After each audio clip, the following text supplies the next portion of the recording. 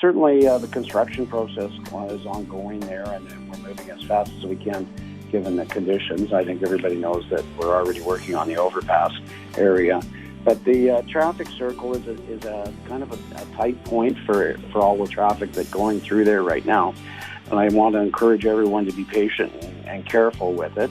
I know that when you get a number of big trucks in that traffic circle, it is pretty tight. In the long term, that won't be what they use. I mean, they'll be going around the bypass in almost every case. But of course, that will take them out of that, so it'll only be West End traffic, local traffic, that will be using the traffic circle, and it's certainly big enough for that. But in the meantime, it is a tight point, and I encourage everyone to be very careful.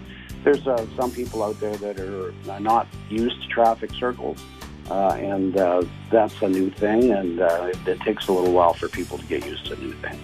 Wishart outlines the status of the demolished overpass that was damaged and what's involved in rebuilding it. I know they were planning on tearing it down fairly far because it has to be rebuilt higher and a little bit wider. And they would have evaluated as they were working on it as to how far down they were going to have to go to rebuild the base, whether the standards now will be higher and whether it would take different materials.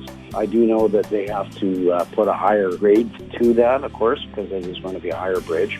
So a lot of it has to be rebuilt. It's a hard one to explain. It's quite a process that we're going through, but the end result is going to be worth it, I think, from our point of view. And certainly we couldn't continue with what was there. So we should end up with a bypass bridge that meets all standards for traffic and also good access to the west end of Portage in the final result. 2 traffic circles will be permanently part of the overall new roadway system at the west end. The furthest one west will be used for eastbound traffic flowing into the city of Portage or those wishing to take the self-service road.